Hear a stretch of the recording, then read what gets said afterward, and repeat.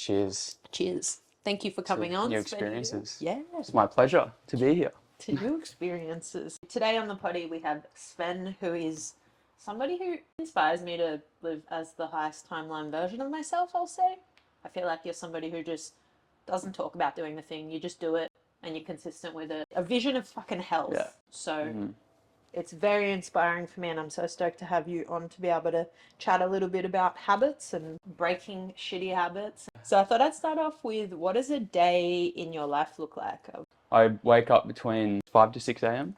I have a little practice where I'm by myself. We're very fortunate to live right next to the beach, so I wander down. After maybe doing a little bit of meditation on the couch out on the deck, I'll walk down to the beach, usually with a book, and I'll just start my day reading, maybe with coffee as well. So I'll spend half an hour to an hour just down at the beach generally, moving my body, walking, and then depending on the day I might start work because I'm at the gym. Yeah, it might involve going to do a few classes, or I've got a few clients early in the morning, so definitely more of a morning oriented person. I find that to be the time of day where I'm most inspired, most at peace, and it's just a way to set up the rest of your day. So if you don't have that time alone, I struggle to deal with other emotions, I suppose you could say, and those negative emotions are harder to deal with if you haven't sort of built up resilience. I love it. That sounds very, very wholesome. And how would you go about cementing a good habit? You should look at why you're doing things and the intention behind them. A lot of the time, people are unconscious on their own habits, what things either serve you or don't serve you, but then that's going to be different for everyone. So working out, are there intentions that I want to put behind something that I'm doing? What is the reason for doing something? Does it serve a greater purpose? Is it just for the sake of being present in the moment? Is it for the future? Whatever that may be for you. So I'd say, repetition, working out those things that you want to cultivate growth and change, and then trying to do them more regularly at the very least. Yeah. And then on the other hand, those negative habits or things that you think are limiting your growth, identify those in your life and then work out ways around preventing those habits occurring. There's a book, Atomic Habits, which everyone probably has heard of. Yeah, Yeah. so, at the moment, eh? Yeah. So that one's really good because it sort of talks about, on both ends, positive, negative, how to deal with curating. If it's a habit that you think it's bad, through doing it more and more, there's a physiological response. I think I struggle personally as well with just trying to do too much at once. Yeah. And that's, I think, where a lot of people come unstuck. You just have to sort of pick one positive habit you want to start and one negative habit you want to remove. Yeah. And then you can start small and then, you'll build. True. I think a lot of us have that all or nothing mentality when wanting to start something or get rid of it, and that means that we do the thing and then we fucking blow out and then we feel disappointed in ourselves for not sticking with it. Someone asked, I start good habits with great gusto, then they'll drop off just as quickly. What do you think that is? I personally think that's kind of a bit of the all or nothing mentality going balls deep. But what are your thoughts? It might be involved with motivation, perhaps, or results. I think a lot of the time people are looking to the outcome and then not appreciating the process. Yeah. So whatever that habit is that you're trying to create or remove, if you don't get those results, you can become disheartened. Or if you don't see the results that you are sort of going into it expecting, then it can be disheartening. But it's not to say that that's a bad thing necessarily. You should at least analyze where that's coming from. Does that mean I've got to change the way I'm approaching this to get better results? Working out ways that you can adjust, or is this something I want to continue? Is there another strategy that I can implement that might get a similar result or put me in a different direction? Kind of like tailoring it to work for you as well, I think. Exactly. So, but also, I just have to understand that like anything hard is not going to be easy, because again, that motivation is not going to be there every day. So what are you going to do to ensure that you're trying to fortify your mind, spirit to be resilient in those moments where you're just going to lack that self-belief? So for me, it's writing down something that can inspire me, even on moments where I'm just like, I don't think I can do this. I don't want to keep going. Yeah.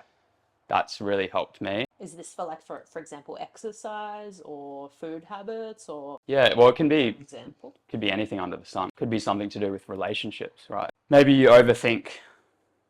I do that. So that it's trying to remind yourself to be a bit more present. Stop conjuring up all these stories in your head that you can't really prove to be true. You torment yourself over things that don't exist in reality. Everyone does that. In that book as well, it says studies have shown about 66 days is the average time it takes for a new habit to be created or broken. So again, maybe that's the point where you want to like aim towards. If you're going to look to results, try and aim. Don't do it on the outcome, do it on the time, and then see where you're at, because you do change your neural pathways in the brain through changing your behavior and the habits that are involved in the day to day. And if it doesn't seem to be working, again, that's where it's draws back to adjusting your strategy. Also, have grace if you do sort of recede back into those old behaviors. Don't repeat a bad behavior twice in a row. So if you do it once, try and at least get back onto the horse the next day. That's a good strategy. Yeah, I like that. Would you say there's ways to make becoming a more disciplined person more enjoyable and fun? I feel like that's something you're good at, is just like, yeah, you surprise me with how fun you make the process. I think comedy's great, humor in general. So it's important not to just completely remove that. It's just something I have to tell myself sometimes. I'm like, why am I so serious all the time? Or which I wouldn't say I am, but there's just sometimes you feel like maybe you're going too hard down one. Yeah, just lock in hard. Yeah, finding those things that make you feel warm and fuzzy inside. That's where the humor and the light-heartedness of life will shine through. Would you say you feel parts of your brain functioning more optimally when you're on the movement mindfulness and moderation buzz? Absolutely, yeah, 100%. When I'm starting my day with the movement mindfulness lifestyle, I just feel like I've got a lot more clarity. Jordan Peterson mentions a fog, which is the best way that someone's ever sort of described what that is. So there's this general fogginess around life sometimes. Yep. And I think that comes from a lot of uncertainty and sort of not aligning with a specific direction in your life. So if you're sort of just going through mindlessly and you're not asking these questions, you're not thinking about these things, that's where the fog will come from. And in fog, you can't see a meter on either side of you. That's like in life. So if you're living perpetually in that state, you're going to be thrown around by people. You don't really have any values to stand on, convictions. You sort of say yes to things that you want to say no to. You might say no to things you want to say yes to. I find back to that question again, mindfulness and movement just really helps put myself in that mindset. I do have a period of my life I can look back on and think, yeah, compared to that time, I had no idea what was going on, what I was doing. Are you going to just live in that for the rest of your life, or at some point sort of proverbially pull your socks up and get your shit together? And I think as a guy in the masculine side of things, super important to have that north star, the direction. Again, otherwise you're just going to be mindlessly walking through life, not really knowing what you believe, who you are. If you don't do that, people will do that for you, which is not a good place to be. Actually, a good analogy I like is think of a table with 4 legs. You've got the mind, you've got the body, the spirit, and the heart. And there's sort of 4 components to a holistically healthy person, right? If any one of those departments is lacking, which for everyone there's one that we struggle with more than others, or perhaps all of them, the table is going to be unstable or collapse. So in order to uphold your health, you have to look into all those domains. And whether or not you even believe in that spiritual domain, perhaps, it's just the metaphysical things that are outside of our understanding, right? The body is material realm, which everyone obviously can see. It's right in front of us. It's great to be grounded, for me especially as well, because I'm always in my head thinking about things. Movement has certainly helped with that. An unhealthy mind, again, leads to sort of a lack in understanding and belief and sort of the direction of where you're going to go in life. So I'd say it's actually more important to build a strong mind, because downstream from that is a healthy body. You've come to those conclusions because you've absorbed things through the mind, you've read, you've listened to certain things that you've found that help you to build better practices in what you're eating and how you're exercising. But then the heart component, relationships, your overall perspective and emotional energy that you put out into the world, that's really important. Like you could have those mind and body, but then if you're not a loving person, You know, you're just sort of resenting, you're living in bitterness. And then that spirit side sort of just, I think that's what people say, philosophy, or if you believe in God, or if you believe, whatever you believe, like asking those deep and meaningful questions, I think that's really important at a fundamental level, because like where did we come from? Where are we going? What are you doing now? I don't know how people don't ask those questions. Do you have any practices of self-care for when you're feeling a little low? Well, the first option for most of my life, including now, would be movement. You can't fix the mind with the mind, but you can certainly try with the body. But I mean, it's vice versa. It works the other way too. Any form of movement, walking, going for a jog, a run, generally without any distractions, which I would include music as well. But if that's your cup of tea, that's totally fine as well. Otherwise, I've recently started meditating a lot more. It has helped. There's always, whatever you're going through, whoever you are, there's always chaos sort of going around, whether or not it's in your own interpersonal life or in the world, and whether or not you're paying attention to that. But the biggest thing that grounds me with the meditation sounds, actually. Obviously, natural sounds work well. Birds, the wind, the waves, not trying to interpret what's going on, but just listening with an open mind. Do you want me to read you a poem about? Fuck no. Do you want me to read you a poem? Oh, you wrote it. Yeah, well, I thought it encapsulates this the best. Yeah, the reason why I thought of this was just because I was thinking, when I'm trying to silence, or not silence my mind, but just listen in on my thoughts, yeah, they're just ballistic. They're just ding, ding, ding, you know? They can get insane. Yeah, they can, and especially when the chaos in your life is just at an all-time high, can be hard to deal with. Yeah, it's not about trying to control that either. It's more about just acknowledging and being aware of those thoughts happening. This is a poem I've written when I was in one of those moments. Meditation is taking flight in the airspace of the mind, navigating clouds of thought, observing, accepting, feeling, flying between changing altitudes, engaging in a mindful dance. The spark of an idea lights the sky, illuminating even the darkest of nights. A fog at times engulfs the journey. It can and will lead you off course. Take heed, my friend, remain calm. This too shall pass. Breathe, attend to the senses, exercise the navigational wisdom within. Your motion forward will reveal a path, a great clarity amidst the noise.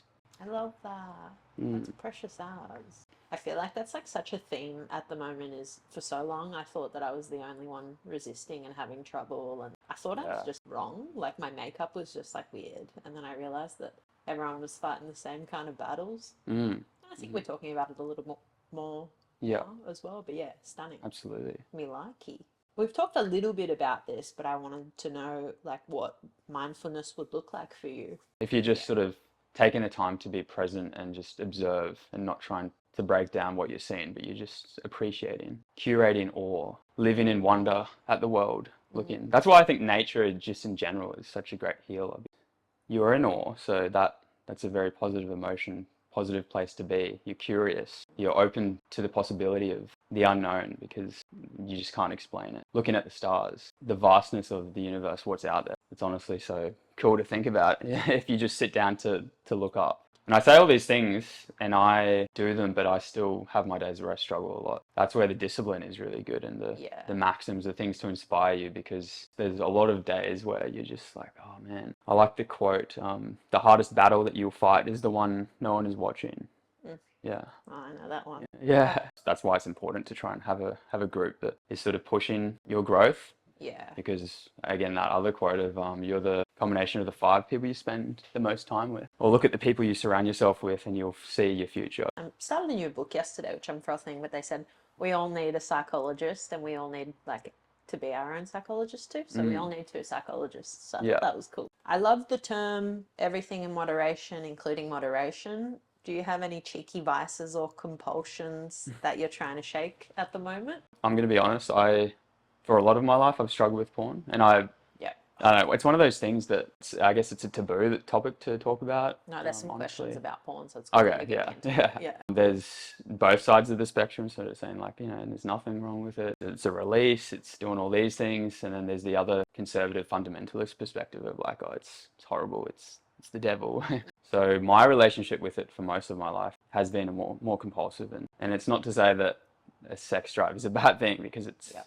it's natural. It's sort of a primal, innate urge within both men and women. So to enact on that isn't necessarily a bad thing, but it's, I guess, how you facilitate that, I suppose. That's where I've come to now, at least. I'm actually on my longest stint of not touching porn or looking at it, sorry. Ah, good. It's been almost a month now. Again, it's not to beat yourself up if you are consumed by it Yeah. or compulsively doing it, but trying to work out if your relationship with it is it addictive behavior. Is it something that you can control? Because generally I find it'll be no one's around. You may be a little bit more anxious, or you've had a big day, whatever it is. I see the downstream effect of, if you offset physical behavior that we do in the day-to-day connection, right? If you're doing everything online and you're taking away that physical stimulus, that can't be good. Does it make sex less stimulating for you? For me personally, I would say it didn't feel like it. Yeah. No, But yeah. I mean, but possibly. Yeah, I guess in general, just disconnecting yourself from the physical act makes it less sacred when you're doing it over the phone. So there's a lack of something there, right? I guess it's just not And then- as pure. But Yeah. there is still the energetics that you can have. For example, I used to do psychology on the laptop, and I could still feel it really working, but it's different to watching porn and Yeah. connecting, I guess.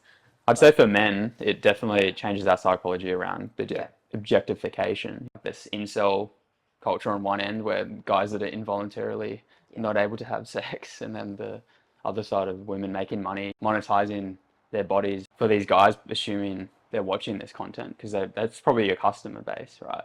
A lot of those men that don't have access to the sexual market. That's not to say any of that in and of itself bad, but just being aware of the changing of your psychology around it. And for me, I just didn't feel like it was serving me. I also haven't been overly guilty over using it either. It's sort of just been like one of those background things. But then I'm like, why don't I challenge myself to just try and remove it? That's cool. Just because if it doesn't align with how I want to live, what's the point? I do feel that in a way you do look at women differently, and it adds a depth to what it is, rather than just, I've got to go out and pick up. Our primal urge is there. Freud said, he essentially says the sex drive is what has driven any progress in humanity. And just be aware of where one type of behavior, what that road leads to, if you're not careful. There's a lot of men that are just, completely out of that marketplace, and they've got this pent up energy, and where do they put it if they're not being sexually satisfied, and they just get fed up and stop watching porn? Where do they harness that sexual drive and energy? It possibly could be something big and bad. In order to avoid that type of situation, we have to consider that reality, and I would want to help inspire and build accountability with other guys to work out our relationship with porn and sexuality and relationships. Thanks for sharing that. He's headed for perfection. We talked a little bit about neuroplasticity, but I did have a question. I feel your brain health shapes your reality. Is neuroplasticity something that interests you? Yes, absolutely. It's cool shit, eh? Yeah, to create those positive neural pathways, build those habits, repetitions to engage the behavior again. Dopamine is sort of the hormone release, confronting those things that you find challenging, right? So that's what will build it. And then through repeating those behaviors, you create a good system in place. If you're caught up in that addictive mindset or the compulsive mindset, then it is sort of mindless, isn't it?